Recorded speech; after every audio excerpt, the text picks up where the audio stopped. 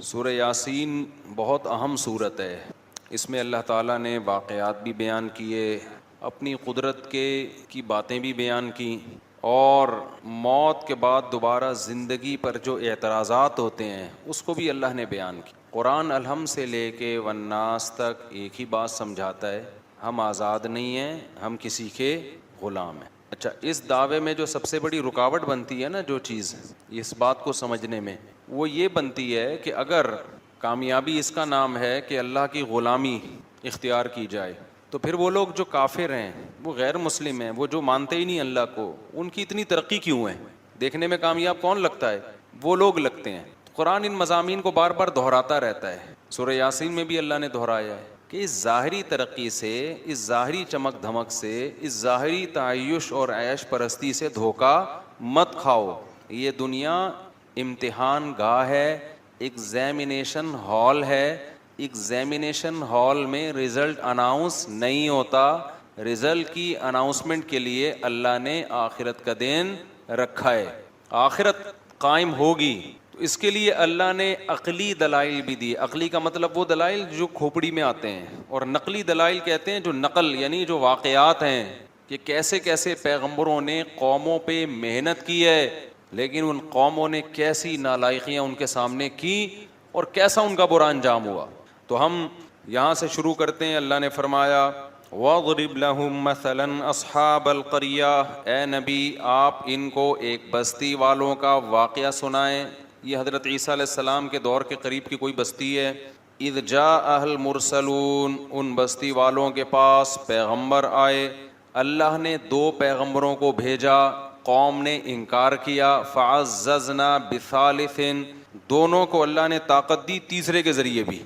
3 پیغمبر ہو گئے. بنی اسرائیل میں نا ایک وقت میں کئی پیغمبر آئے ہیں, کئی پیغمبر آئے ہیں. فقالوا انا الیکم مرسلون, کہنے لگے ہمیں کس کی, تمہاری طرف. ان پیغمبر نے ان کو کیا کہا؟ وہ جواب میں کہنے لگے ما انتم الا بشر مثلنا, تم تو ہماری طرح کے انسان ہو. میں بار بار کہتا ہوں, جتنے بھی اہل اللہ گزرے ہیں, جتنے بھی پیغمبر گزرے ہیں, جو سچی مچی کے اللہ والے تھے نا, سب کو یہی تانے دیے گئے کہ آپ ہماری طرح کے انسان, آپ کھاتے ہیں, آپ نارمل لائف گزارتے ہیں, آپ سوتے ہیں, صبح اٹھتے ہیں اور پراٹھے کھا رہے ہیں, ٹھیک ہے نا, انڈوں پہ مرغی کو بٹھا کیوں رہے ہیں, آپ سوئمنگ کیوں کر رہے ہیں.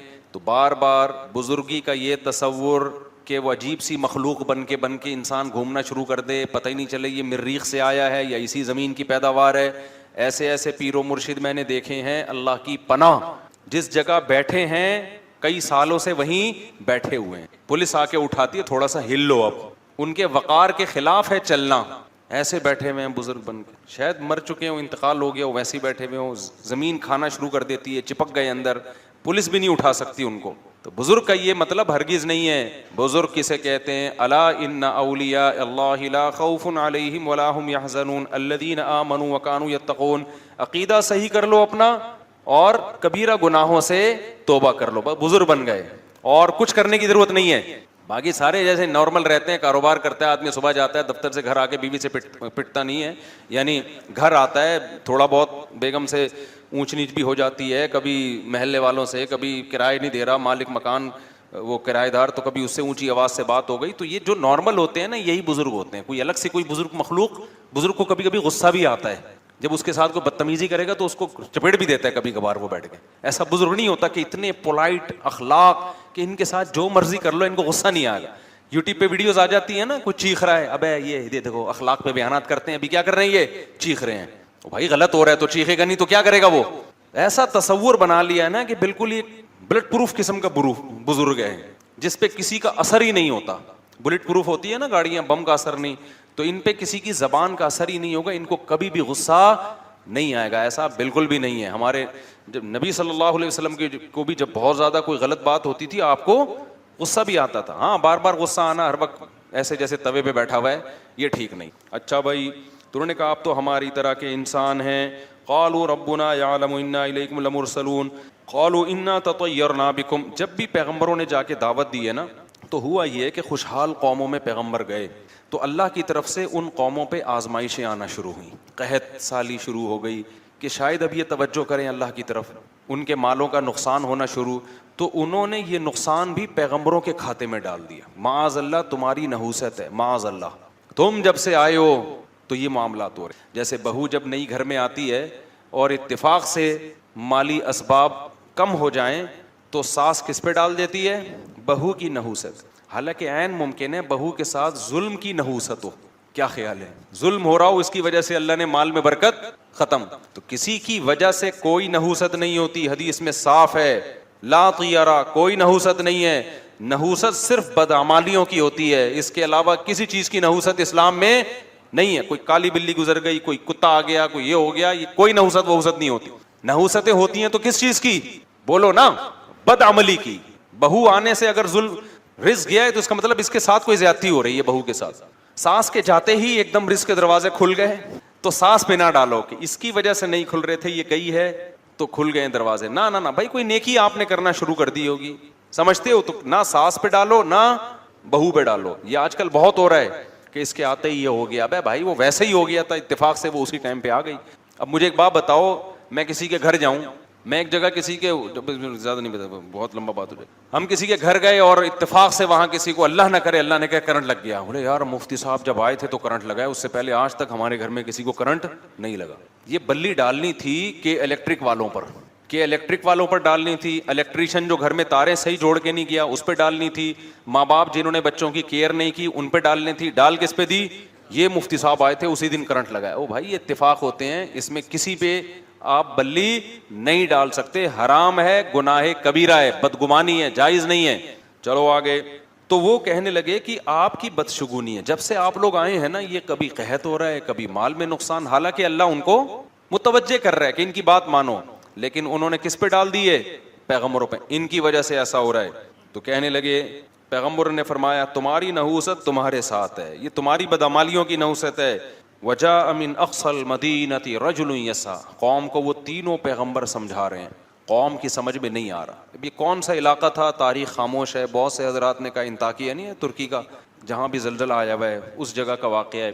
اور ایک قبر بھی تھی وہاں پہ، میں جب چند سال پہلے گیا تھا تو وہ اس شخص کی قبر بتائی جاتی ہے. من اقصى المدینة رجل یسعى. قرآن کہتا ہے شہر کے کنارے سے ایک شخص دوڑتا ہوا آیا. تو وہ جو دوڑتا ہوا شخص آیا نا، اس کی قبر بھی وہاں پر ہے. اب حقیقت ہے یا نہیں ہے، لیکن مشہور ہے کہ یہ اسی کی قبر ہے. مگر زلزلے میں وہ سب مٹی ہو گئے، وہ ساری تاریخی چیزیں ختم ہو گئی ہیں زلزلہ بھی جو انطاکیہ میں آیا. تو قرآن کہتا ہے کہ شہر کے کنارے سے ایک شخص دوڑتا ہوا آیا. قال یا قوم اتبعوا المرسلین. کہنے لگا اے میری قوم، یہ پیغمبر ہیں، ان کو فالو کرو، ان کا انکار مت کرو. کیسا جذبہ تھا اس میں. اس کو جب یقین ہو گیا نا یہ پیغمبر ہیں، تو قرآن کہہ رہے ہیں وہ چلتا ہوا نہیں آیا بلکہ دوڑتا ہوا. جو مبلغ ہے نا اس میں یہ جذبہ ہونا چاہیے کہ میں جلد سے جلد اپنی قوم کو جہنم کے عذاب سے بچا لوں، اس میں تاخیر نہ کروں. اس کا یہ جذبہ تھا. جو اسرائیلی روایات ہیں ان میں ہے، جس کے بارے میں حدیث میں آتا ہے کہ نہ ان کا انکار کرو نہ اقرار کرو، اور بیان کرنے میں کوئی حرج بھی نہیں ہے، نبی نے خود اجازت دی.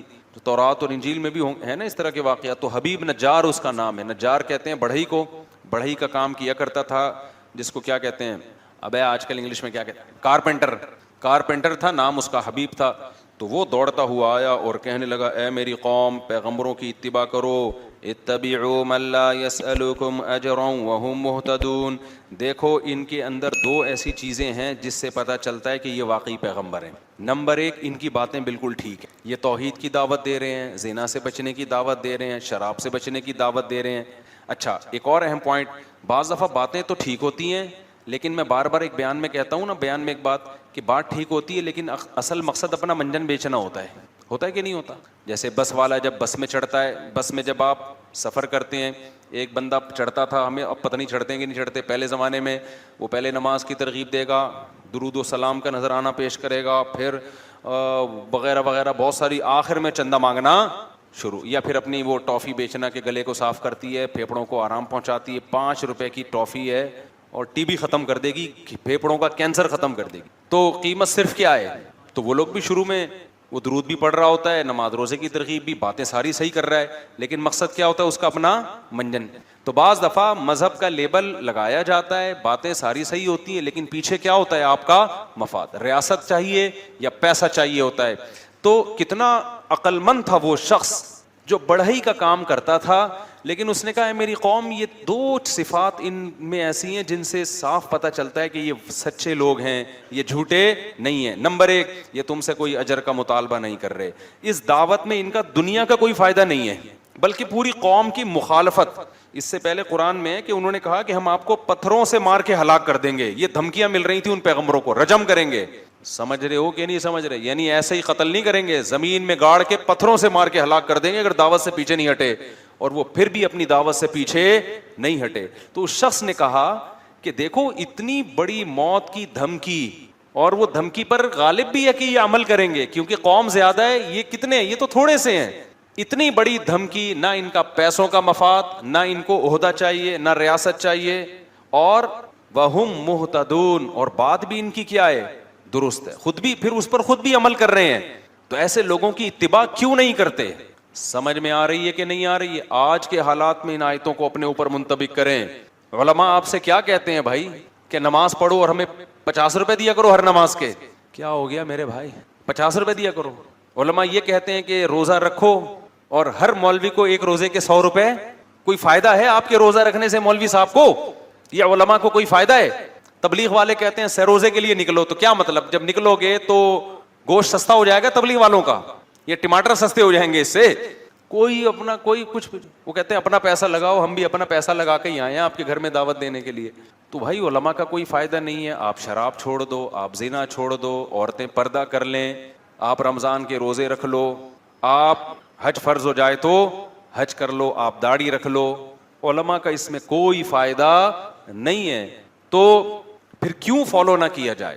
تو اس شخص نے آگے کہا وَمَا لِيَ لَا أَعْبُدُ الَّذِي فَطَرَنِي, مجھے کیا ہو گیا کہ میں اس خدا کی عبادت نہ کروں جس نے مجھے پیدا کیا. یہ پیغمبر اپنی عبادت پہ تھوڑی ہمیں لے کر آ رہے ہیں. ایک ایک لفظ جو ہے نا سمجھنے کا ہے سورہ یاسین کا. یہ پیغمبر ہمیں اپنا غلام نہیں بنا رہے, ہمیں اپنی عبادت پہ نہیں لا رہے. یہ نہیں کہہ رہے کہ ہمارے ہاتھ چوما کرو, ہمیں سجدہ کیا کرو. نا نا نا نا نا, یہ انٹروڈکشن کس کا کروا رہے ہیں؟ اللہ کا, جس نے پیدا کیا. کہہ رہے ہیں اس کی عبادت کرو. عیسائیت جو تباہ ہوئی ہے نا, اس میں ایک بڑا مسئلہ کیا ہوا, جب کوئی جرم کرتا پادری نے کہا میرے ہاتھ پہ آ کے توبہ کرو گے اور جرمانہ بھرو گے تو گناہ معاف ہوگا, ورنہ نہیں. حالانکہ عیسیٰ ابن مریم کی یہ تعلیمات نہیں تھی. عیسیٰ ابن مریم کی وہی تعلیمات تھی جو قرآن میں ہے, وَمَن يَعْمَلْ سُوءًا أَوْ يَظْلِمْ نَفْسَهُ ثُمَّ يَسْتَغْفِرِ اللَّهَ, گناہ کر کے خدا کو نہ. بھائی آپ نماز کے بعد مجھ سے ملیے گا, وہ جو بیٹھے ہوئے ہیں نا, ٹھیک ہے. تو گناہ کر کے اللہ نے کیا فرمایا, گناہ جو کرتا ہے ناراض کس کو کیا ہے؟ اللہ کو. تو مولوی کے ہاتھ پہ توبہ استغفار کرنے کی ضرورت نہیں ہے. گناہ کر کے ناراض کس کو کیا؟ اللہ کو. تو کس کے پاس جائے گا؟ اللہ کے پاس. تبھی ہم لوگوں سے منع کرتے ہیں بھائی اپنے گناہ آ کے ہمارے سامنے بیان نہ کیا کرو. ہاں علماء نے ایک بات لکھی ہے, کوئی گناہ اگر چھوٹ نہیں رہا نا, عادت پڑ گئی ہے, تو عادت چھڑوانے کے لیے کسی سے اصلاح لینی پڑتی ہے انسان کو. جیسے شراب کی عادت پڑ گئی تو آپ ڈاکٹر کو بتاتے ہو نا جی عادت پڑ گئی ہے, تو ڈاکٹر گائیڈ کرے گا بھائی یہ ہے, یہ آلٹرنیٹ ہے, ایسے کرو. تو ایسے ہی کسی گناہ کی عادت پڑ جائے تو کسی عالم کو اس غرض سے بتانا کہ حضرت مجبور ہو گیا ہوں, چھوٹ نہیں رہا, آپ کوئی ایسا طریقہ بتا دیں جس سے یہ گناہ چھوٹ جائے. یہ جائز عمل ہے, اس کا اس سے کوئی تعلق نہیں. لیکن علماء نے کہا ہے کہ وہ بھی جب بتایا جائے, جب پہلی دفعہ میں نہ بتایا جائے. پہلی دفعہ میں کوشش کرو خود ہی چھوڑ دو. اگر 2-3 دفعہ ہو گیا ہے پھر بتاؤ لازمی, کسی سے ہدایت لو, کیونکہ اس کا مطلب آپ سے نہیں چھوٹ رہا وہ گناہ. تو اب آپ کو کسی مرشد سے, کسی شیخ سے, کسی مینٹور سے آپ کو پوچھنا پڑے گا کہ بھائی یہ عادت پڑ چکی ہے تو مجھے کوئی ایسا طریقہ بتائیں جس سے میری یہ عادت چھوٹ جائے. جیسے ہوا ہے, اور بہت سارے لوگوں کے گناہ چھوٹے ہیں جنہوں نے اہل اللہ سے تعلق قائم کیا.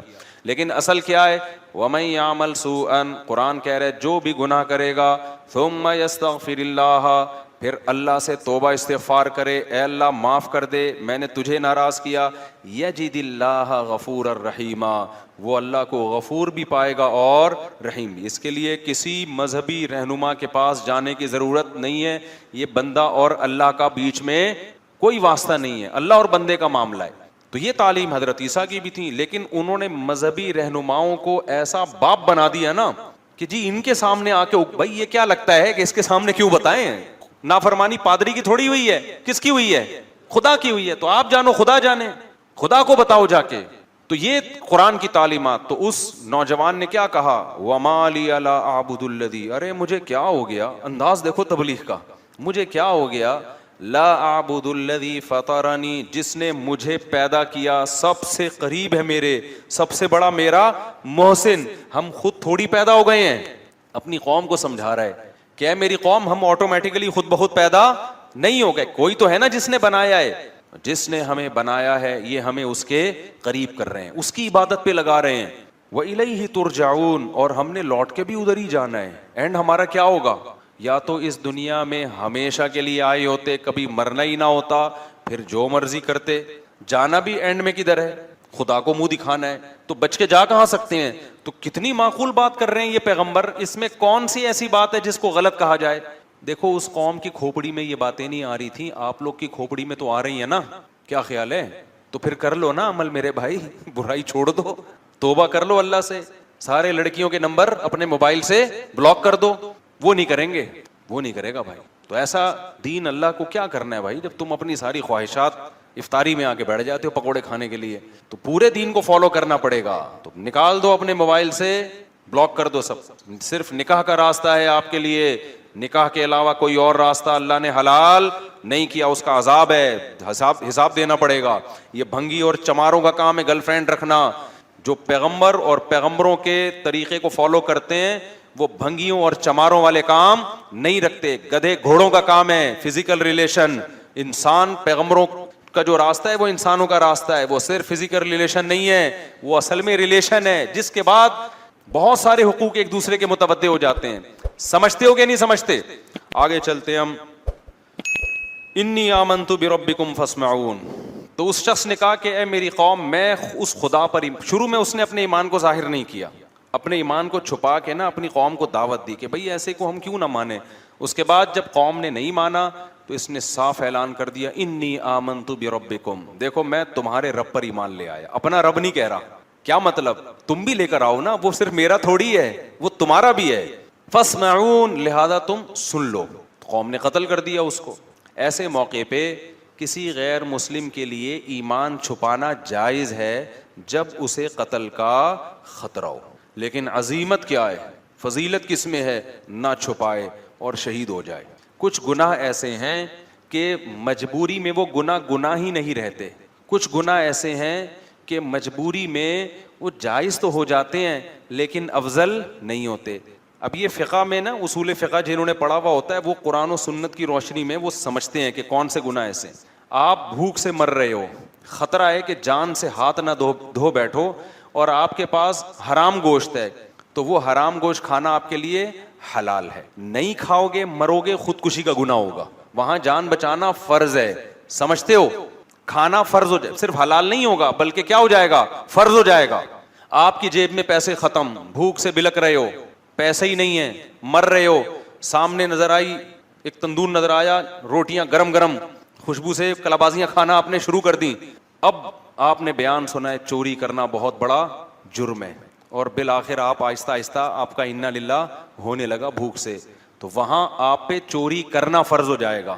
ڈکیتیاں نہ کرنا شروع کر دیں کہ کل سے بے روزگاری میں بندوقیں لے کے, اتنی چوری کہ جس سے موت سے بچ جائے.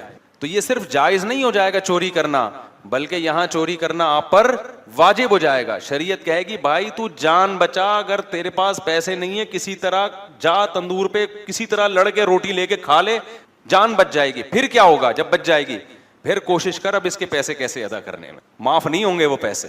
اس کو بول دے بھائی میں مر رہا تھا میں نے کھا لیا, جو اکھاڑنا ہے اکھاڑ لے, ٹھیک ہے نا.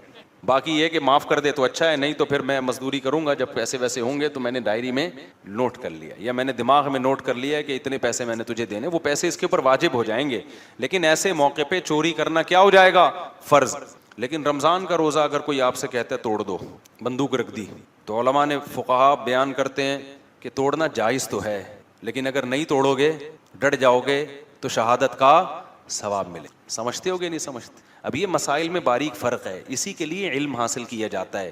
جن کے پاس نالج نہیں ہوتی, پراپر وے میں علم حاصل نہیں کیا, وہ سب مسائل کو آپس میں کیا کر دیتے ہیں, گڑمٹ. اسی طرح یاد رکھو کہ اگر کسی نے آپ کو گن پوائنٹ پہ بولا کہ کافر بن جاؤ, کلمہ کفر زبان سے بولو میں ہندو ہوں, بولو میں عیسائی ہوں, اسلام چھوڑ دو, تو جان بچانے کے لیے اسلام چھوڑنا ایسے موقع پہ اوپر سے, دل سے نہیں, صرف زبان سے کلمہ کفر کہنا کیا ہو جائے گا, جائز.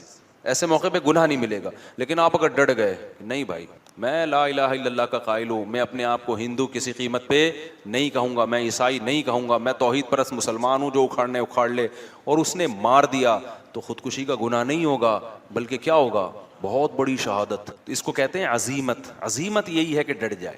تو اسی طرح کوئی ہندو مسلمان ہوتا ہے, عیسائی مسلمان ہوتا ہے, اس کو خطرہ ہے بہت زیادہ ماریں گے, قتل کر دیں گے, تو اس کے لیے جائز ہے کہ زبان سے اقرار نہ کرے, دل میں مسلمان ہو جائے. اللہ بخشیں گے قیامت کے دن اس کو, ایمان والوں میں شامل کریں گے.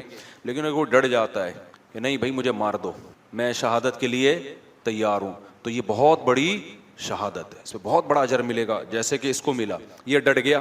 ڈٹنے سے فائدہ ہوتا ہے کہ موٹیویشن بہت ملتی ہے سامنے والے کو, یار اتنا مضبوط تو کچھ ہوگا نا, اس میں جان ہوگی اس مذہب میں, تبھی تو ڈٹ گیا ہے. تو وہ جو نجار تھا نا, وہ بھی ڈٹ گیا. جب قوم پیغمبروں کو دھمکیاں دے رہی تھی, ہم پتھروں سے مار کے ہلاک کریں گے, تو اس کو تو زیادہ دھمکیاں دیں گے, تو ہماری قوم کا آدمی ہے بھائی, تو ادھر کیسے چلا گیا؟ تو اس نے کہا انی آمنت بربکم فاسمعون, میں رب پہ ایمان لے آیا ہوں. جیسے حضرت عمر ڈر گئے تھے نا نبی کے دور میں, جب مکہ میں لوگ مسلمان ہو رہے تھے تو چھپ کے مسلمان ہوتے تھے, کیونکہ بہت زیادہ خطرات تھے, بہت ظلم ہوتا تھا جو مسلمان ہو جاتے. حضرت عمر جب مسلمان ہوئے نا, تو مسجد حرام میں جا کے اعلان کر دیا کہ میں کیا ہو گیا ہوں, مسلمان ہو گیا ہوں, ایسی کی تیسی, جو اکھاڑنا ہے آ کے اکھاڑ. بلکہ بولا کہ جس کو اپنی بیوی کو بیوہ کروانا ہے تشریف لا سکتا ہے وہ, یعنی الٹا ان کو دھمکیاں دینا شروع کر دی. جس کو اپنے بچے یتیم کروانے کا شوق ہے مارکیٹ میں آ جائے, میں ہو گیا ہوں مسلمان, آ جائے, ٹھیک ہے نا. اور جس کو شوق ہے کہ بیوی بیوہ ہو جائے, تو وہ بھی مجھے آ کے روک سکتا ہے. ہم یہی نماز پڑھے گا. تو یہ طاقت تھی, تبھی تو نبی نے دعا مانگی تھی, اے اللہ ابو جہل کے ذریعے اسلام کو طاقت دے, یا عمر بن خطاب کے ذریعے. اللہ کو عمر بن خطاب پسند تھے, تو اللہ نے کس کے ذریعے طاقت دے دی, عمر بن خطاب. اور ایسی پھر حکومت قائم کی ہے 22 لاکھ مربع میل پر. حضرت عمر کے دور میں کوئی سیاسی اختلاف بھی نہیں ہوا ہے, خاندانی حکومت ہوئی ہے. کس کے دور میں؟ عمر کے دور میں. کوئی سر اٹھا کے اور حضرت عمر کس قدر اللہ کا خوف تھا. دیکھو بیماری میں جب شہادت کا وقت تھا نا, اس وقت ایک نوجوان عیادت کے لیے آیا, اس کا ازار ٹخنوں سے نیچے تھا, جانے لگا, تو حضرت عمر نے اس وقت بلایا, بولا اس ازار کو کیا کرو, اوپر کرو. اس وقت بھی نہیں علی المنکر چھوڑا نہیں ہے, کہ جو موقع ملا تبلیغ کا وہ کر دو. تو یہ لوگ تھے جو اللہ کی رضا میں فنا ہو چکے تھے. چلو ہم آگے چلتے ہیں. تو اس نے کہا بھائی انی آمنت بربکم فاسمعون, میں ایمان لے آیا. آگے قرآن کی بلاغت ہے, قیل ادخل الجنہ, اللہ کہتے ہیں ہم نے کہا داخل ہو جا جنت. حالانکہ قرآن کو یوں بیان کرنا چاہیے تھا کہ وہ ایمان لے آیا, لوگوں نے پکڑا, اس کو دھمکیاں دیں, اس نے کہا نہیں میں اپنے دین پہ قائم رہوں گا, لوگوں نے قتل کر دیا, جب قتل کر دیا تو اس کو قبر میں رکھا گیا, پھر جب قبر میں رکھا گیا تو حساب و کتاب ہوا, پھر حساب و کتاب میں پاس ہو گیا, جب پاس ہو گیا تو اللہ نے کہا چل اس قبر کو ہم تیرے لیے کیا بنا دیتے ہیں, جنت, اور جنت میں داخل ہو جا. سمجھ میں آ رہی ہے بات؟ قرآن سارے واقعات کو بیچ میں کیا کرتا ہے, حذف کر دی قرآن نے سارے واقعات. کیوں؟ جب اس نے کہا نا آمنت بربکم فاسمعون, اے لوگوں میں ایمان لے آیا, قرآن کہتا ہے جنت میں داخل. کیا مطلب؟ فوراً شہید کر دیا گیا, اور ادھر آنکھ بند ہوئی ہے, ادھر جنت کے دروازے اس کے لیے کھل گئے. اس سے پتا چلا کہ ادھر اور ادھر میں زیادہ ڈسٹینس نیک لوگوں کے لیے زیادہ ڈسٹینس نہیں ہے. اب سوال پیدا ہوتا ہے بھائی حساب تو ہوتا ہے نا. دیکھو یہاں جنت سے مراد وہ جنت نہیں ہے جو آخرت میں ملے گی, کیونکہ آخرت تو ابھی قائم ہی نہیں ہوئی نا. بھائی کیا ہو گیا, ابھی پاگل بیٹھا ہوں گے سمجھ میں آ رہی ہے بات؟ وہ جنت نہیں ہے, کیونکہ قیلا کا مطلب اس سے کہہ دیا گیا کہ جنت میں داخل ہو جا, حالانکہ ابھی داخل ہوا نہیں ہے. اور آگے اس کے جو الفاظ تھے وہ بھی قرآن بیان کر رہا ہے کہ جیسے ہی اس کو حکم ہوا جنت میں داخل ہو جا, اس نے کیا کہا, اس نے کہا کہ یا لیت قومی یعلمون, ہائے کاش میری قوم یہ منظر اپنی آنکھوں سے دیکھ لے, بما غفر علی ربی, میرے رب نے میری خطاؤں کو کیسا معاف کیا, وجعلنی من المکرمین, اور کیسا مجھے پروٹوکول مل رہا ہے یہاں پہ. تھوڑا سا فاصلہ آنکھ کھلنے اور آنکھ بند ہونے کا, کاش اس جہان میں میری قوم جھانک کے دیکھ لے. اس کو بھی افسوس ہو رہا تھا نا, خیر خواہی اتنی تھی, دیکھو قوم نے قتل بھی کر دیا نا تو بھی یہ نہیں کہہ رہا قتل ہونے کے بعد اللہ کرے یہ بھی مریں، بلکہ کہہ رہا ان بے وقوفوں کو کتنی بڑی خیر سے محروم ہو رہے ہیں. ان کو نہیں پتا کہ انہوں نے مجھے قتل کر کے کیسے خوبصورت جنت میں داخلے کا ذریعہ بن گئے. اور یہ کاش آنکھ بند ہو اور یہ دیکھ لیں گے تو ایسا کبھی بھی نہیں کریں گے. لیکن اللہ اپنے اصولوں پہ کتنا مضبوط ہے, اللہ اس سے پردے نہیں اٹھاتا. اللہ کہتے ہیں آنکھ بند ہوئی تو پھر نہیں ہوگا. آنکھ جب تک کھلی ہوئی ہے نا اس وقت تک توبہ کا دروازہ کھلا ہوا ہے. آنکھ بند ہوئی یا بند ہونے کے قریب ہو گئی, آدھی کھلی ہوئی آدھی بند ہے, تب بھی توبہ کا دروازہ کیا ہے. کیونکہ جب مرنے لگتا ہے نا انسان تو آدھا برزخ میں ہوتا ہے, آدھا کہاں ہوتا ہے, اس دنیا میں ہوتا ہے. دیکھو جب ہم سوتے ہیں ایک کیفیت ہوتی ہے, پورا عالم خواب میں ہوتے ہیں, ایک وہ کیفیت ہوتی ہے اس میں ہمیں اس دنیا کا کچھ بھی پتا نہیں ہوتا. خراٹے لے کے سو رہے ہوتے ہیں نا, اس میں اگر کوئی خاتون کا شوہر دوسری شادی بھی کر لے ان کو نہیں پتا چلتا. اس میں سانس آ گئی آپ سے ملنے کے لیے, آپ کو بالکل بھی ہوش, بالکل ٹینشن ہی نہیں لیتے, آپ خراٹے لے کے سو رہے ہیں, سانس آ جائیں سالے آ جائیں بیٹھ کے آپ کی غیبتیں شروع کر دیں, آپ عالم خواب میں ہوتے ہو, اس دنیا میں نہیں. ایک یہ ہوتا ہے کہ پورے اس دنیا میں ہوتے ہو, پورے جاگ رہے ہوتے, کوئی غنودگی نہیں, کوئی دائیں بائیں گر نہیں رہے, وہاں کا کچھ نہیں پتا ہوتا عالم خواب کا, ایسا ہی ہے نا. لیکن ایک بیچ کی کیفیت ہوتی ہے, ابھی سونے کے قریب جا رہا ہے, کچھ یہاں سے بھی کنیکشن ہے اور کچھ خواب سے بھی ہوتا ہے نا. بیچ کی حالت میں پتہ ہی نہیں چل رہا ہوتا کم بخت جاگ رہا ہے کہ سو رہا ہے, آدھی آدھی باتیں ادھر کی کر رہا ہوتا ہے. یہ بیچ کی کیفیت ہے. بالکل موت کے وقت بھی یہی بیچ کی ایک کیفیت آتی ہے, تھوڑی دیر کے لیے میت پر.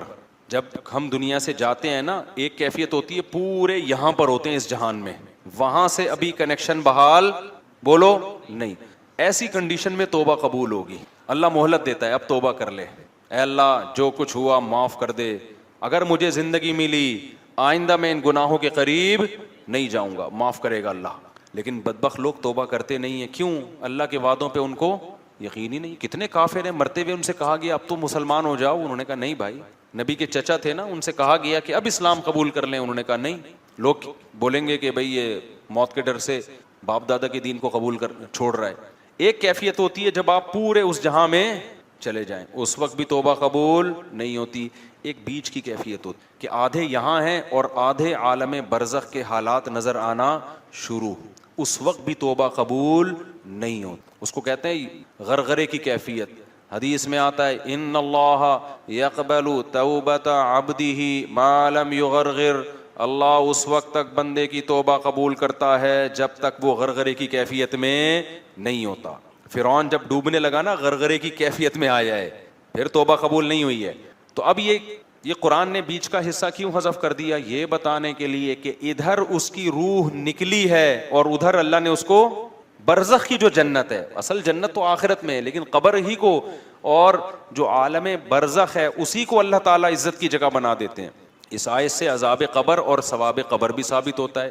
بہت سے لوگ کہتے ہیں موت کے بعد کچھ بھی نہیں ہے, وہ تو آخرت میں ہی ہوگا. نا نا نا نا نا, نیک لوگوں کا اکرام موت کے فوراً بعد شروع ہو جاتا ہے. اور ایسا معلوم ہوتا ہے کہ اس کی کو جو اللہ نے عزت دی وہ قبر میں جانے سے پہلے دی ہے, ورنہ تو قبر میں فرشتے آتے ہیں نا سوال پوچھتے ہیں, تو اس کو اللہ نے, یا ہو سکتا ہے یہ ہر شہید کے ساتھ ہو, احادیث سے پتہ چلتا ہے کہ ہر شہید کے ساتھ ایسا ہوتا ہے کہ قبر میں جانے کا انتظار نہیں کیا جاتا اس کے لیے. ادھر شہید کے خون کا قطرہ زمین پہ گرا, ادھر اس کی روح نکلی اور ادھر اس کا اعزاز و اکرام شروع ہو جاتا ہے. اور عام نیک لوگوں کے بارے میں بھی ہے کہ ٹھیک ہے حساب و کتاب تو قبر میں ہوگا, لیکن اللہ کو چونکہ پتہ ہے کہ یہ نیک بندہ ہے, تو جو موت کے وقت فرشتے آتے ہیں نا اس کی روح قبض کرنے کے لیے, وہ فرشتے ہی بڑے مبارک فرشتے ہوتے ہیں. اور اس وقت انسان کو اندازہ ہو جاتا ہے کہ میرا ٹھکانہ جنت ہے یا جہنم. سورہ واقعہ میں بھی اللہ نے اس مضمون کو بیان کیا, سورہ نازعات میں بھی. جو روح قبض کرنے کے لیے فرشتے آتے ہیں نا, اگر وہ اکرام والے فرشتے ہیں تو سمجھ جاؤ کہ کہاں جا رہا ہے یہ اچھا ٹھکانہ. اور اگر وہ فرشتے ہی ایک جلاد بن کے آئے ہیں, ان کی شکلیں خوفناک ہیں, تو یہ خود اس کی علامت ہوتی ہے کہ اس کا ٹھکانہ اچھا نہیں ہے. تو قرآن کہتا ہے قال یا لیت قومی یعلمون, وہ شخص کہنے لگا ہائے کاش میری قوم کو پتہ چل جائے. ادھر توجہ رکھیں, ہائے کاش میری قوم کو پتہ چل جائے. بما غفر لی ربی وجعلنی من المکرمین, کہ میرے رب نے میری خطاؤں کو بھی معاف کر دیا اور مجھے کیسا عزت دار لوگوں میں شامل. کیا مطلب؟ یہاں آ کے ایک پورا ایک لوگ ہیں، روحیں ہیں جو سب مکرمین میں ہیں، جتنے اچھے لوگ اللہ نے مجھے بھی انہی میں کر دیا ہے. تو وہ ترس کھا رہا ہے اور قوم کیا سمجھ رہی ہے؟ ہم نے کیا کر دیا؟ بندہ مار دیا. آپ نے مار کے اس پر ظلم نہیں کیا. کس پہ ظلم کیا ہے؟ اپنی جان پہ ظلم کیا ہے آپ نے. تو قرآن کہتا ہے وما انزلنا على قومه من بعده من جند من السماء وما كنا منزلين. جب اس کو شہید کیا نا قوم نے، تو اللہ کہتے ہیں ہم نے اس قوم پر تباہ کرنے کے لیے آسمان سے کوئی بڑے بڑے لشکر نہیں بھیجے، نہ ہمارا لشکروں کو بھیجنے کا ارادہ تھا. ان کانت الا صیحۃ واحدہ، فرشتے نے ایک زوردار چیخ ماری ہے. فاذا هم خامدون، اچانک وہ بجھ گئے. بجھتا کون ہے؟ انسان بجھتا ہے یا آگ بجھتی ہے؟ بولو. آگ. انسان تو نہیں بجھتے. ان کے لیے تو یہ لفظ ہونا چاہیے تھا کہ سارے مر گئے، لیکن اللہ کیا کہہ رہے ہیں؟ اچانک سارے بجھ گئے. یہ بلاغت ہے. آگ پہلے بڑے شعلے مار رہی ہوتی ہے، ایسا لگتا ہے کہ تباہ کر دے گی سب کو. پانی ڈالو تو ایسی غائب ہوتی ہے جیسے اس کا نام و نشان تھا ہی نہیں. تو یہ بڑی طاقتور قوم تھے، بڑی باتیں کرتے تھے، ہم یہ ہیں، ہمارا یہ بزنس، ہماری یہ ترقی، ہماری یہ بلڈنگیں، ہمارے یہ جائیدادیں، ہمارا یہ کلچر، اور بڑی بڑی باتیں کی. اور اللہ نے ایک آواز دی ہے ایسے جیسے آگ کے اوپر آپ نے کیا کر دیا؟ پانی، اور سارے غائب ہو گئے، سارے مر گئے. سب طاقت اور قوت کیا ہو گئی؟ ختم. بھائی اوپر جو ہے نا بچے بہت زیادہ شور مچا رہے ہیں. جن خواتین کے بچے ہیں وہ اپنے بچوں کو کنٹرول کریں. بہت زیادہ چھوٹے بچوں کو تو مسجد میں لے کے ہی نہ آئیں. بہت زیادہ تراویح میں بہت شور شرابے کی آوازیں آ رہی ہوتی ہیں، تو کنٹرول کریں ان کو. اگر ہمارے گھر کے بچے ہیں تو بھی ان کو کان پکڑ کے گھر بھیج دیں. بعض دفعہ وہ مولوی صاحب کے اکرام میں کہ جی مولوی صاحب کا بچہ ہے تو پتہ نہیں وہ اس کو کچھ کہہ ہی نہیں سکتے. تو ایسا کچھ بھی نہیں ہے. کسی کا بھی بچہ ہو شرارت کر رہا ہے تو اس کو کان سے پکڑ کے تمیز سے گھر کی طرف رخصت کر دیں اس کو. اللہ تعالیٰ نے اپنی قدرت کے ایسے ایسے نمونے زمین پہ رکھے ہیں، اپنی قدرت کو بیان کیا کہ اگر انسان اللہ کی اس طاقت اور قدرت کو دیکھے تو اللہ سے محبت بھی کرے اور اللہ سے ڈرے بھی. لیکن وہ دیکھ دیکھ کے نابینا ہو جاتا ہے، اندھا ہو جاتا ہے. اب اتنا بڑا سمندر ساتھ ہی ہے نا، اگر اللہ نہ کرے اس کو تھوڑا سا دھکا دے دے، ہم سب کیڑے مکوڑوں کی طرح تیرتے ہوئے نظر آئیں گے. تھوڑا سا اللہ لہر، جیسے چیونٹیاں کیڑے مکوڑے کہیں نظر آتے ہیں نا، تو ہم ایک مگا پانی لا کے ڈال دیں تو ہمارے لیے تو ایک مگا ہے وہ، لیکن ان کیڑے مکوڑوں کے لیے تباہی ہے. وہ ایک آدمی نے کہتے ہیں خواب میں اللہ سے ملاقات ہوئی تو اللہ میاں سے کہنے لگا کہ اے اللہ، یہ جو اتنا وقت گزرا ہے، لاکھوں کروڑوں سال، اس کی حیثیت تیری نظر میں کتنی ہے؟ اللہ میاں نے فرمایا 1-2 منٹ. اللہ کے لحاظ سے تو یہ 1-2 منٹ ہی ہیں. کہتے اچھا یہ جو کھربوں اربوں روپے زمین میں، خزانے کھربوں کروڑوں، دولت سونا چاندی، اس کی حیثیت تیری نظر میں کتنی ہے؟ اللہ میاں نے کہا 5 روپے، 1 روپے، اس سے زیادہ کیا؟ اس نے کہا اللہ تو مجھے 1 روپیہ دے دے گا اپنی کائنات میں سے، صرف 1 روپے کا سوال ہے. اللہ میاں نے کہا خالی 2 منٹ ٹھہر جا. سمجھ رہے؟ 2 منٹ تو کروڑوں سال سے وہ ٹھہرا وہی. تو یہ جو ہماری اوقات ہے نا کیڑے مکوڑوں سے زیادہ، بولو نہیں ہے. 2 ٹکے کی اوقات نہیں ہے ہماری. 2 ٹکا سمجھتے ہیں؟ اردو تو سب جانتے ہو نا بھائی، ایسا تو نہیں میں کچھ اور زبان میں بیان کر رہا ہوں. تکبر انسان کیسے کرتا ہے، میں ہر وقت اپنی بڑائی. اتنی بڑی کائنات، یہ سمندر ہی دیکھ لو، تا حد نگاہ پانی ہی پانی. اللہ ذرا سا اس پانی کو دھکا دے، تھوڑا سا، پورا سمندر نہیں چاہیے، سمندر کا تھوڑا سا حصہ، 1 مگا پانی اللہ ہم پہ ڈال دینا تو ہم سب یہاں کیڑے مکوڑوں کی طرح تیرتے ہوئے نظر آئیں گے. اتنی بڑی طاقت، اتنی بڑی قوت، اتنا زیادہ پانی پیدا کر دیا اس نے، اتنا زیادہ پانی. خشکی بہت تھوڑی ہے، زمین میں پانی بہت زیادہ ہے. یہ تھوڑی سی خشکی ہمیں کتنی بڑی لگتی ہے، حالانکہ پانی اس سے 3 گنا 4 گنا اور زیادہ ہے. طرح طرح کی مخلوقات پیدا کر دی اس نے اس پانی کے اندر. مچھلیوں کی قسمیں دیکھو، پرندوں کی قسمیں دیکھو، بڑے پرندے، چھوٹے پرندے. پھر یہ جو مکھیاں ہیں، شہد کی مکھی، یہ گندگی پہ بیٹھنے والی مکھی، یہ بھی تو پرندہ ہے نا. یہ آگے بھی اڑتی ہے، پیچھے بھی اڑتی ہے، آگے بھی جا رہی ہوتی ہے اور پیچھے بھی. یخلق ما یشاء، قرآن کہتا ہے جو چاہتا ہوں پیدا کر کے دکھا دیتا. سائنسدان جب کسی جانور پہ ریسرچ کرتے ہیں تو پرندوں کی چونچوں پہ بھی ریسرچ کرتے ہیں کہ یہ جو پرندہ ہے اس کی چونچ جو مڑی ہوئی ہے اس کی وجہ یہ ہے کہ یہ مڑی ہوئی چونچ اگر نہ ہوتی سیدھی ہوتی تو یہ مر جاتا، کیونکہ یہ مڑی ہوئی چونچ سے ایسے چیز پکڑتا ہے، ایسے کوریدتا ہے۔ تو اللہ نے سیدھی چونچ والے بھی پیدا کر دیے، جو سیدھی چونچ والے پیدا کیے اس کے بارے میں کہتے ہیں اس کی اگر مڑی ہوئی چونچ ہوتی تو یہ مر جاتا، اس کی کیسی ہونی چاہیے؟ سیدھی ہونی چاہیے۔ تو جیسے چاہے پیدا کرتا ہے، جیسے چاہے۔ خلاق، اللہ کی ایک صفت، اللہ کا نام ہے خالق، پیدا کرنے والا، اور ایک نام ہے خلاق۔ خلاق کا معنی بڑی مہارت سے پیدا کرنے والا۔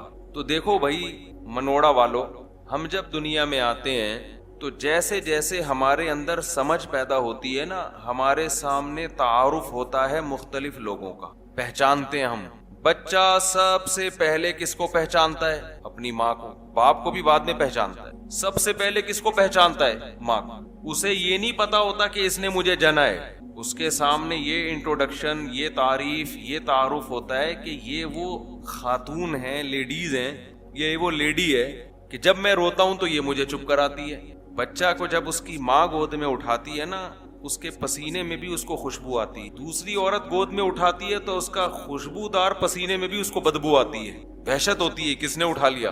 اپنی ماں جیسے ہی اٹھائے گی چپ ہو جائے گا، اس کو یہ پتا چل جاتا ہے کہ یہ میری اپنی ہے، اس کی چھاتیوں سے مجھے خوراک ملے گی، میں روؤں گا، احتجاج کروں گا اس کے سامنے۔ یہ سب سے پہلا تعارف ہوتا ہے بچے کے سامنے۔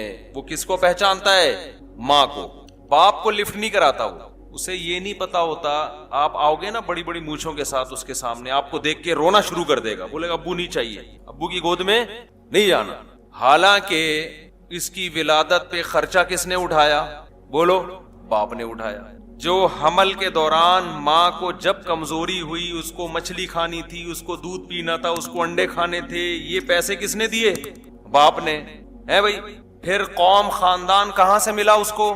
باپ سے ملا۔ باپ خان ہے تو بچہ بھی خان۔ جناب بلاول بھٹو صاحب بہت اچھے آدمی ہوں گے، یقیناً ہم سے اچھے ہی ہوں گے، لیکن انہوں نے تو رسم ہی بدل دی۔ خاندان کہاں سے لے لی؟ اپنی والدہ سے۔ کہتے ہیں بھائی اسلامی روایات کو تو بھٹو کا مطلب، بھائی آپ تو زرداری ہیں نا، تو زرداری نام کے ساتھ لگایا کرو، فخر کیا کرو۔ لیکن دیکھو سیاست میں لوگوں کے وہی چینج ہو جاتے ہیں، نسبی۔ تو اسلام میں خاندان کہاں سے چلتا ہے؟ باپ سے چلتا ہے۔ تو بلاول زرداری یہ ہونا چاہیے، اس میں آپ فخر کرو۔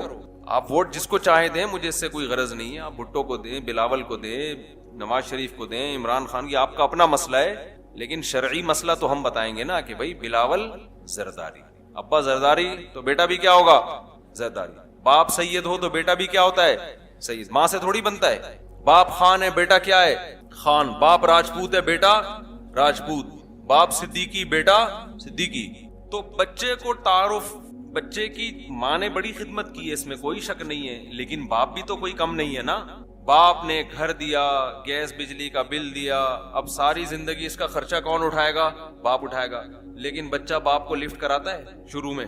ہے پیدا ہوتے ہی ماں کی گود کی طرف جائے گا، باپ کو لفٹ ہی نہیں کرائے گا۔ تھوڑے دنوں بعد آہستہ آہستہ اس کو باپ بھی سمجھ میں آنا کہ یار یہ کون صاحب ہیں، جب بھی گھر میں آؤ تو مجھے گود میں اٹھا کے پیار کرنے کی کوشش کر رہے ہوتے ہیں۔ اکثر یہی انکل گھر میں نظر آتے ہیں ہمیں، اور کوئی دوسرا بندہ ہمیں گھر میں نہیں نظر آتا، یہی والے انکل آ رہے ہیں۔ شروع میں تو وہ آپ کو انکل سمجھتا ہے، لیکن تھوڑے دنوں میں وہ دیکھ دیکھ کے یار جب بھی آتے ہیں یہی والے انکل، تو یہ بھی کوئی میرے ریلیٹیو ہوں گے، ان کا بھی کوئی ہم سے رشتہ ہوگا۔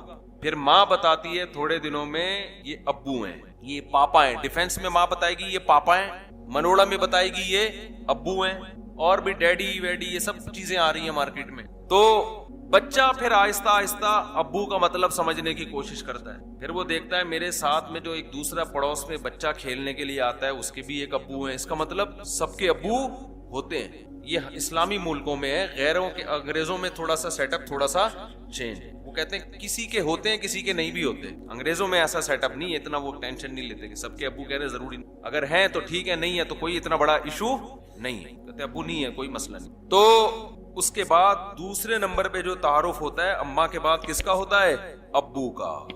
پھر بچہ ابو سے بھی، کیونکہ ابو سے جو تعارف ہوتا ہے نا، بچے کو اس سے غرض نہیں ہوتا کہ میرا باپ ہے یا میری والدہ کے خرچے یہ اٹھا رہا ہے، بچہ کہہ رہا ہے یہ مجھے محبت دیتا ہے اور مجھے چیز دلاتا ہے, مجھے پیسے دیتا ہے, مجھے اپنے ساتھ انگلی سے پکڑ کے لے کے جاتا ہے, اس حوالے سے. اور یہ آتا جاتا ہے ہمارے گھر میں, اس کا ہمارے گھر میں آنا جانا ہے. اتنا تعارف ہوتا ہے جس تعارف کی وجہ سے بچہ باپ سے بھی محبت کرنا شروع. جیسے ہی ابو گھر آئے گا کام کاج سے, بچہ خوش ہوتا ہے, ابو آئے ابو آئے. ابو بھی کچھ چیز کبھی لاتے ہیں کبھی نہیں لاتے, وہ ہر ایک مختلف قسم کے ابو ہوتے ہیں. پھر بچے کا بھائی بہنوں سے تعارف ہوتا ہے. جب لڑتے ہیں تو ماں بتاتی ہے تمہاری بہن ہے کیوں لڑ رہے ہو, یہ تمہارا بھائی ہے کیوں لڑ رہے ہو. تو آہستہ آہستہ اس کو بھائی اور بہن کا مطلب سمجھ میں آنا کہ سب کے بھائی بہن بھی ہو. جس نے ایک ماں نے جس کو جنم دیا ہو وہ بھائی اور بہن ہے. اس کے واسطے دیے جاتے ہیں, تساءلون بہ والارحام. قرآن کہتا ہے رشتوں کے واسطے دیتے ایک دوسرے کو. ایک چھاتی نے دونوں کو دودھ پلایا, ایک پیٹ میں دونوں نے جنم لیا, تو یہ رشتہ وجود میں آتا ہے. جب بچہ تھوڑا بڑا ہوتا ہے تو اس کی سمجھ میں یہ رشتہ بھی وجود میں آنا, لہذا وہ اپنے بھائی اور بہنوں سے بھی محبت کرنا, بولو نا کیا ہو گیا بھائی, شروع کر دے. آہستہ آہستہ نا جیسے جیسے بڑا ہو رہا ہے اس کی محبت کا دائرہ کار بڑھتا جا رہا ہے. لیکن اس پورے عرصے میں اس کو اللہ سمجھ میں کیوں وہ نظر نہیں آ رہا, اس کا کوئی تعارف ہی نہیں کروا رہا اس کو. شروع میں باپ کو دیکھ کر گھبراتا تھا کہ نہیں گھبراتا تھا, جب تعارف ہوا تو باپ کا خوف دل سے نکل گیا. اس کو انکل نہیں کہتا, وہ ابو کہتا ہے. اب وہ ابو کہنے لگا, اس کو بابا کہنے لگا, پاپا کہنے لگا, ڈیڈی کہنے لگا. پھر جب وہ اسکول میں جاتا ہے, کالج میں جاتا ہے, یونیورسٹی میں جاتا ہے, وہاں دوست ملتے ہیں, گپ شپ لگاتے ہیں, آہستہ آہستہ دوستوں کا تعارف بھی اس کو شروع. پھر اس کے انڈیوال دوست, لوگ بتائیں یہ میرا دوست ہے, اس سے محبت ہے. پوری زندگی گزر جاتی ہے, لیکن وہ خدا جس نے اس کو ماں کے پیٹ میں اپنے ہاتھوں سے بنایا, جب یہ پیدا ہوا تھا تو اس نے ماں کی چھاتیوں میں دودھ پیدا کیا. ماں کی نعمت جس نے دی, باپ کی نعمت جس نے دی, باپ کے پانی سے جس نے پیدا کیا, بھائی اور بہن کی نعمت جس نے دی, یہ زمین جس نے مسخر کی, یہ کائنات جس نے مسخر کی, جو آسمان سے بارشیں برسا کے تناور درخت پیدا کر کے اس کو کھلاتا رہا. یہ باپ کو دیکھ رہا ہے کہ میرے ابا آم لے کر آ رہا ہے, یہ نہیں دیکھ رہا کہ اس آم کا بنانے والا کون ہے. یہ باپ کو دیکھتا ہے کہ میرا ابا میرے لیے روٹی لے کر آ رہا ہے, آٹا لے کر آ رہا ہے, راشن ڈال رہا ہے. یہ نہیں دیکھتا کہ اس دانے کو گندم میں تبدیل کرنے والا کون ہے. ایک ایک چیز جو نظر آ رہی ہے اس کو دیکھ رہا ہے, پیچھے گہرائی میں جانے کی کوشش نہیں کر رہا. یہی وجہ ہے کہ اللہ نے پھر پیغمبروں کو بھیجا کہ یہ لوگ باپ, ماں, بھائی, چچا, ماموں, بیوی, بھتیجے, بھانجے, دوست, سیاستدان, ان کے رشتوں میں تو یہ بڑے ہوشیار ہو گئے ہیں, یہ مجھے بھول گئے ہیں. تو اللہ پیغمبروں کو بھیجتا ہے, پیغمبر کسی رشتے کے بارے میں نہیں بتاتے, پیغمبر کس کا تعارف کرواتے ہیں, اللہ کا. تو بھائی جب سارے رشتے برحق ہیں تو اللہ کا بھی تو کوئی رشتہ ہے یا نہیں ہے. وَاتَّخَذْتُمُوهُ وَرَاءَكُمْ ظِهْرِيًّا.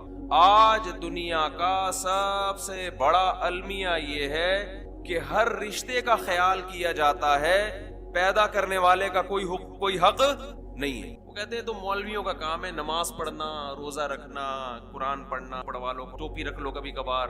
ہر قوم میں ایک کلچر ہوتا ہے نا, مذہب ہوتا ہے. ہندو کا اپنا ایک مذہب ہے, عیسائیوں کا اپنا ایک مذہب ہے, تو مسلمان کہتے ہیں ہمارا بھی ایک مذہب ہے, تو ہم عید منا لیتے ہیں, رمضان میں تھوڑا بہت روزے ووزے رکھ لیتے ہیں, کلچر ہے ہمارا. تو بھائی کلچر اور رسومات کی وجہ سے ہندو مذہب کو عیسائی مذہب کے پیچھے چلتا ہے, اس لیے کہ وہ عیسائی گھر میں پیدا ہوا. تو اگر ہم اس لیے نماز پڑھ لیتے ہیں کہ ہمارے ابا پڑھا کرتے تھے, تو یہ کوئی کمال تو نہ ہوا نا. کیوں بھائی, غلط کہہ رہا ہوں میں؟ تو اللہ اپنا تعارف کرواتا ہے قرآن مجید میں. هو الذی, کیا ہے قرآن میں, خلقکم من تراب, جس نے تمہیں مٹی سے بنایا. جب انسان سمجھدار ہو جاتا ہے نا, بالغ ہو جاتا ہے, پھر یہ آیتیں اس کی سمجھ میں آنا شروع ہوتی ہیں. بچہ ہوتا ہے تو تھوڑی کچھ سمجھ میں آئے گا اس کے. پھر اللہ اپنا تعارف کرواتا ہے. یہ جو کائنات ہے یہ خود بخود نہیں بنی ہے, کسی نے بنایا ہے اس کو. اتنا بڑا سمندر, اتنی بڑی خشکی, اتنے بڑے بڑے پہاڑ اس نے زمین میں گاڑ دیے. کیسی مخلوق پیدا کی ہے آپ, مخلوق کی قسمیں دیکھو, قسمیں ختم نہیں, صرف سمندر کی مچھلیوں کی قسمیں دیکھو آپ. واللہ خلق کل دابۃ من ماء, ہر طرح سے پانی سے اس نے حیات کو پیدا کیا. ہر جاندار کی زندگی میں دخل کس کا ہے, پانی کا. وجعلنا من الماء کل شیء حی, پانی سے ہر زندہ چیز کو بنا دیا اس نے. پانی پہ تصویر بنانا ممکن ہے بھائی؟ وہ اللہ ماں کے پیٹ میں منی کے قطرے پر تصویر بناتا ہے انسان کی. آنکھ بناتا ہے، ناک بناتا ہے، کان بناتا ہے، دل بناتا ہے، دماغ بناتا ہے، جگر بناتا ہے. کیسے عجیب طریقے سے آہستہ آہستہ چیزیں بننا. ایک ایک پرزہ اتنا ٹیکنیکل ہے.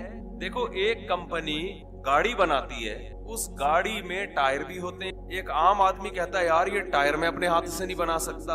اس میں اسٹیئرنگ بھی ہوتا ہے، اس میں کلچ بھی ہوتا ہے، اس میں سیٹیں بھی ہوتی ہیں. ایک ایک پرزہ عجیب. اور ان پرزوں کو جوڑ کر کمپنی کیا بناتی ہے؟ گاڑی بناتی ہے. لیکن اتنی بڑی بڑی کمپنیاں الگ سے نہ کوئی آنکھ بنا سکی آج تک، نہ الگ سے ناک بنا سکی، نہ کان بنا سکی ہیں. جاپان کی کوئی کمپنی جو بڑی بہترین گاڑیاں بناتی ہو، آپ اس کے پاس جاؤ، بولو آرڈر پہ ایک آنکھ بنا دو، ہمیں بنا سکتے ہیں؟ کہہ رہے بھائی یہ تو ہمارے بس میں، بنا دیں گے تو پتھر کی اس جیسی شکل. ہم کہ دیکھنے والی آنکھ بناؤ. کہہ رہے بھائی ہمارے لیے ممکن، ایسی آنکھ جس میں روح ہو، زندگی ہو، حیات ہو، کوئی بنا سکتا ہے کیا؟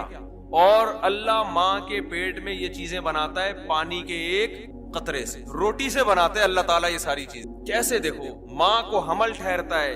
ماں کیا کھاتی ہے جس سے بچے کی آنکھیں بنتی؟ ماں کیا کھاتی ہے جس سے بچے کی زبان بنتی ہے؟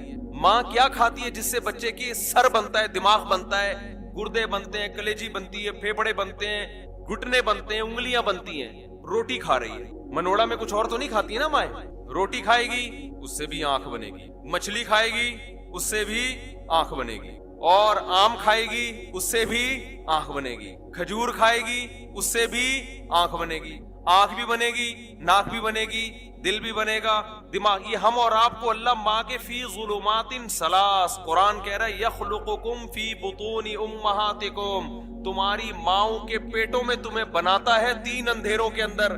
کوئی اندر انجینئر نہیں بیٹھا، کوئی میکینک نہیں بیٹھا، کوئی مزدور نہیں بیٹھا جو ڈینٹنگ پینٹنگ کا کام کر رہا ہو بیٹھ کے، نہ آپ کی آنکھ ٹھوک رہا ہو وہاں بیٹھ کے، دانت جوڑ رہا ہو آپ کے وہاں بیٹھ کے، ناک پہ جناب پلاسٹک لگا رہا ہو، ایلفی لگا کے ناک فکس کر رہا ہو. ہمارا رب 7ویں آسمان پہ، اور 3 اندھیروں میں، ماں کے پیٹ میں 3 اندھیرے، ایسا اندھیرا کہ ہاتھ سجائی نہ دے، کوئی اندر جا کے دیکھنا چاہے دیکھ نہ سکے. ان 3 اندھیروں میں کنسٹرکشن کا کام ہو رہا ہے بھائی. ایک تعمیر ہو رہی ہے کس کی؟ انسان کی. خدا کی قسم بڑے بڑے بلڈر حبیب بینک کی بلڈنگ سے 20 گنا جیسی اس کی بلڈنگ بنا سکتے ہیں.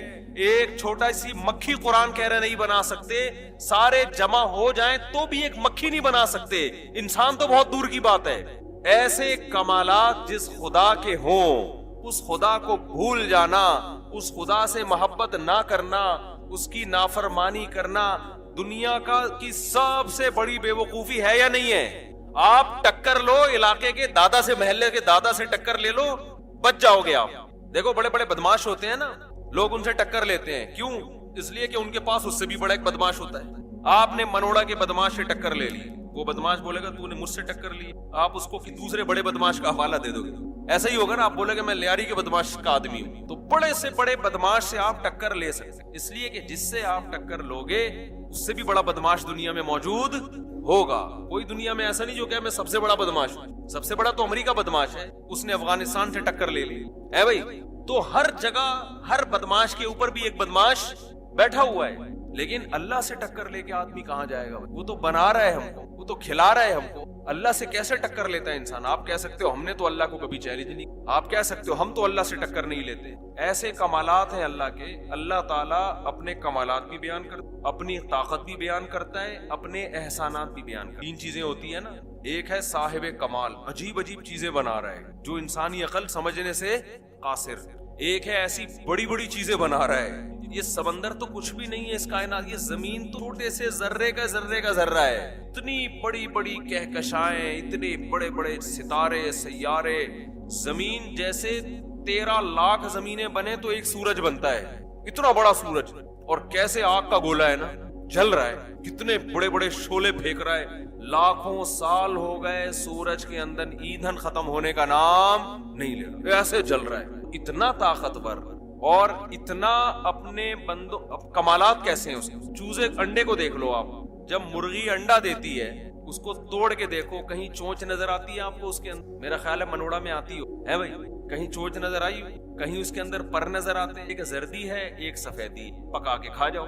مرغی میں کوئی عقل ہے؟ لیکن مرغی انڈا دے. کون سکھاتا ہے کہ ابھی تو ان انڈوں پہ جا کے بیٹھ جا. ہمیں مسجد میں اعتکاف میں 10 دن بٹھانے کے لیے پورے سال امام صاحب تقریریں کرتے ہیں, تب جا کے ہم بیٹھتے ہیں. پھر بھی سب لوگ نہیں بیٹھتے, تھوڑے سے بیٹھتے ہیں, زیادہ تر باہر رہتے ہیں. کیا خیال ہے؟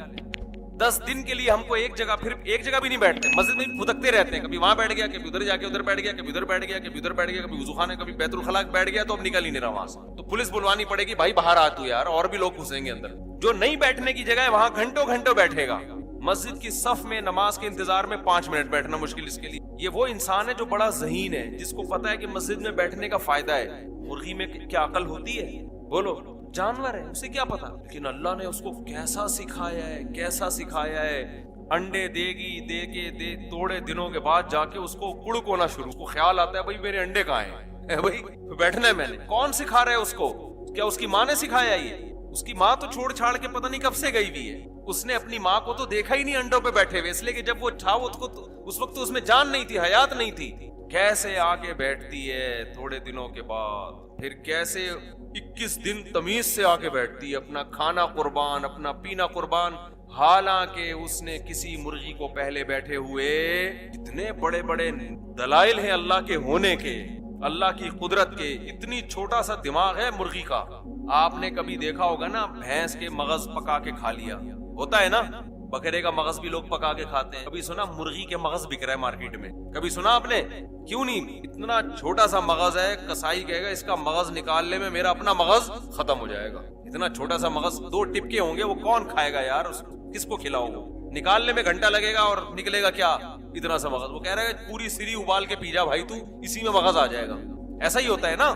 لیکن اتنا سا مغز, اس کا 2-4 تاریں ہوں گی اس کے اندر. کیسا ہے, کیسے پاؤں مارتی ہے, دانا چگتی ہے, پھر انڈوں پہ جا کے آرام سے بیٹھ جاتی ہے.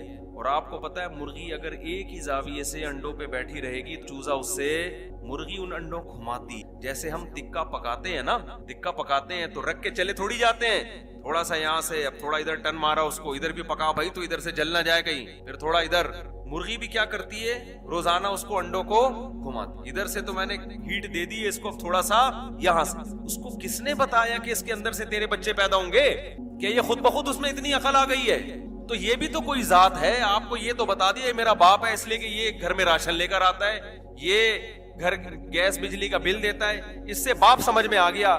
مرغی جب انڈوں پہ بیٹھتی ہے اور ان کو سیتی ہے, اس سے خدا سمجھ میں نہیں آ رہا. وہ پھر بھی سمجھ میں نہیں آ رہا کہ خدا کون ہے, اس کے کیا کمالات ہیں. تو ایسے ان کو گھماتی رہے گی آہستہ.